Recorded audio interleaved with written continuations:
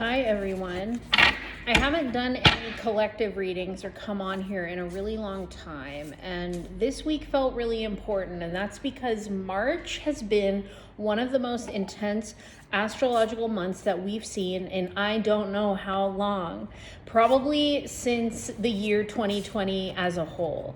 For all you Pluto followers, you know what an intense transit Pluto's been doing through all of our lives for the last 8 years or so. And the exciting thing is Pluto moves into Aquarius this week on the 23rd.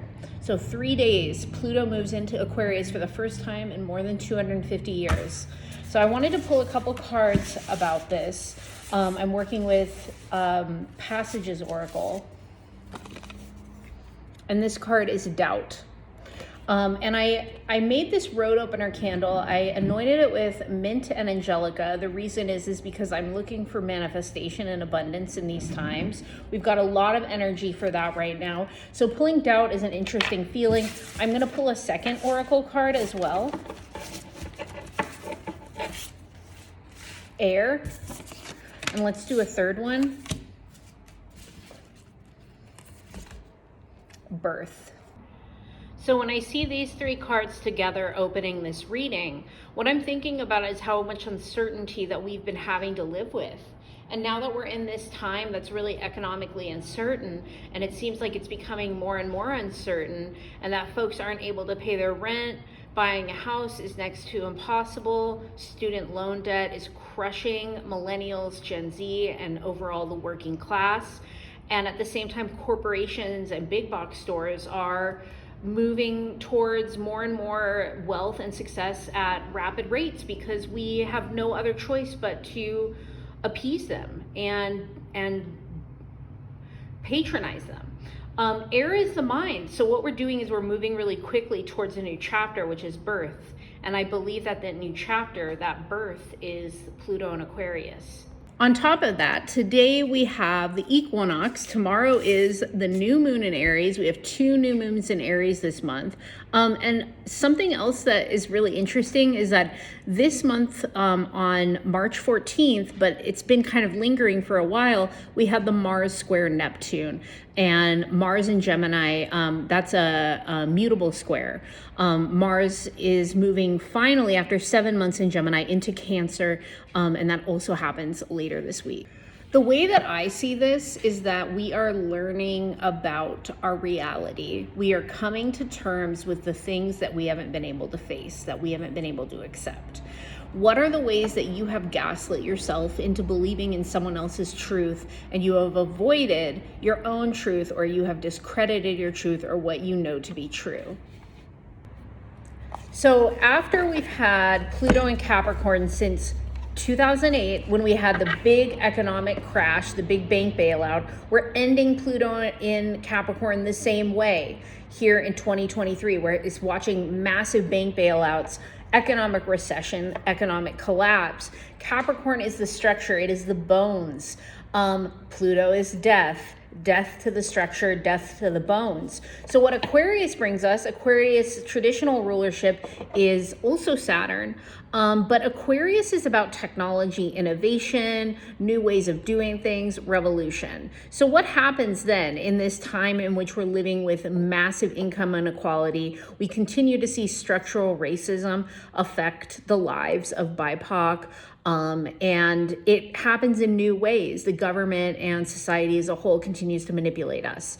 And what we need to do is kind of seize our power, our creativity with this Pluto and Aquarius. So this is a wonderful week to do rituals. And how is it that Pluto shows up for you? So in honor of Pluto moving into Aquarius, I'm re-releasing a lecture that I did when I taught a class called Rising Above the Wound about shadow work in the US Pluto return. I'm going to re-release that on my website. And I'm also creating a new offering as a way to work with Pluto, see what Pluto wants from you, what Pluto is going to bring into your life over the next 20 years until Pluto moves into Pisces in 2043, I believe. And the thing that's interesting about that is climate scientists predict that we're running out of water around 2040, drinkable water, fresh water. So what does that mean when Pluto moves into Pisces around that same time? So I was just shuffling the deck, and the card that fell out is King of Pentacles. So this is the first card that I'll talk about specifically for the transits we're going through.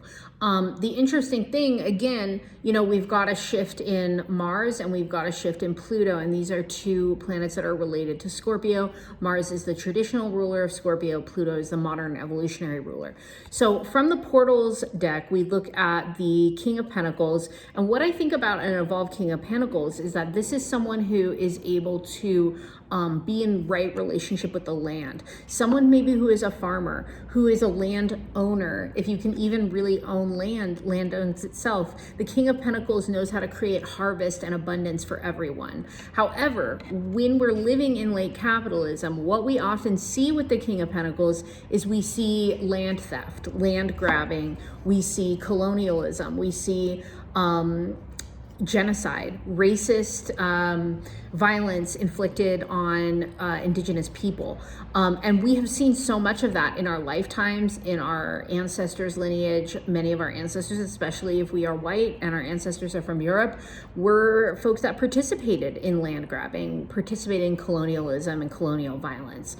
And unfortunately, I think everyone has some of that in their lineage, but we've all got colonized people and colonizers in our lineage. So what type of relationship do we need to have moving forward to be in right relationship with the land when we're in a time of climate change and mass extinction? Okay, so the next card I got is Death. So what we can look at this in two ways. You know, death is upright here. So what we know is this is an end. And like I always tell my clients, death is not necessarily negative. We can utilize death in really positive ways. The death card really can invoke a sense of letting go of things that have been holding us back. And one thing I think about going back to the Mars-Neptune square is a lot of times when we have these two energies together and they're in a mutable square, what we can think about is deceit.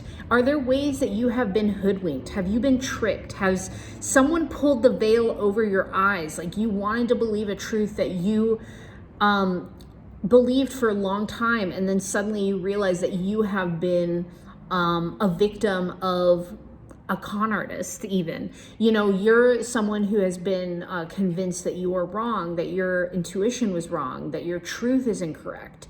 I think death is the awakening, and there's so much grief in that. When we look at Pluto and Aquarius, who out there is left that really believes in the system that we've taught to believe in? So one of the things I think with that is we have to think about like where we put our trust and where we put our belief, and also boundaries. Boundaries is a big one. So the Death, King of Pentacles and Death together, that to me says we have to change our relationship with the land. Pluto and Aquarius is about changing the way that we relate to the land, changing the way that we relate to our communities, to our bodies, to ourselves, because the old way of doing things that we've been forced into, that we've been indoctrinated into, that we've been manipulated into believing is the best, is not working. Okay, so interesting. The last card that I pulled is the Knight of Swords. Knight of Swords is double air, so this is a lot of mental process. And right after that, I decided to pull another card, and guess what it is? Page of Swords. So that really compounded this in that this is where we're supposed to be. You know, we move from a page to a knight, and this is where we're supposed to be. With these swords and the page and the knights, we have to learn how to do things differently now. So this sort of compounds with King of Pentacles and Death, in that we need to learn that the ideas that we've been taught, that the ways we've been taught to believe in things are not serving us anymore. And the thing that's interesting about this as well is it made me think, for whatever reason, what came up for me is like the flat earth movement and how much people have invested their time and energy. And when you ask someone who's a flat earther, and I've only met a couple of them in my life, what they'll generally say is that if we can prove that the earth is not round, think about all the other things that we've been lied to about. And I'm not even going to get into that because I believe in science, and I think science speaks for itself in that way. But I do think what this means is that, Knight of Swords, it does seek truth, it seeks justice, it seeks to repair distrust that has formed because of systemic lies. But the only thing is, when an uneducated Knight of Swords moves through the world, it tends to spread misinformation and be very reactive. So I like that Page of Swords came up, even though it was a little bit of Spirit being like, guess what, we're not going to tell you everything in this moment. But with Page of Swords here, what it really makes me think about is like, we have to make sure that the knowledge that we have and what we know is right. We're not going to spread information that is incorrect in an effort to help one another. And in order to be in our integrity and to take care of one another, we need to be educated about what's around us. So I'm just going to pull one more card without doing another time lapse. I'm just going to pull it out because when we have these two cards, I want to know who's giving us this message. What is it that we should be doing this week?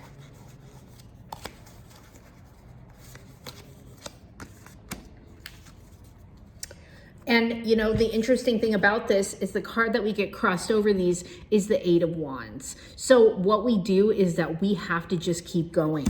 Even if we don't know what's to come, even if we aren't sure if we're going to have success in what we're working towards, we have to do this. We have to remember to be steadfast, to move forward with grace and with intention and with trust, even though everything could blow up in our face. So really what this reminds us, all of these cards together, Death, I guess I put back into the deck. We have to remember that things are changing and we are not in control, but what we can control is the information that we take in. Maybe it's time to stop looking at things that upset you. Maybe it's time to stop investing in ideas that harm you and your community, even if they bring some relief.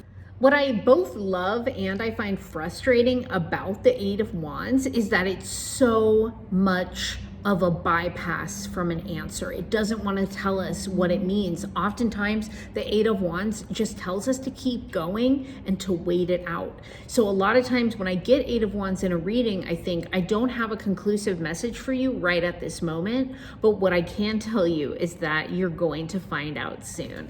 So this reading ends with the Eight of Wands telling us we might not know right now, but we're going to find out soon.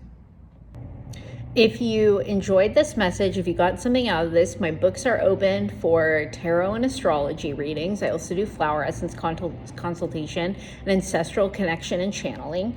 And I have a new offering. It's called Your Pluto Report. So if you're interested in knowing how Pluto not only affects the collective, but affects you as an individual, and you want to know how the shift into Aquarius could play out over the next 18 to 20 years, because we're talking about a long transition, you can go to my website and book a reading, Your Pluto Report, and I will send you a written document and a voice recorded spell to help you understand the way that Pluto not only has been influencing you, but will continue to influence you in the times to come.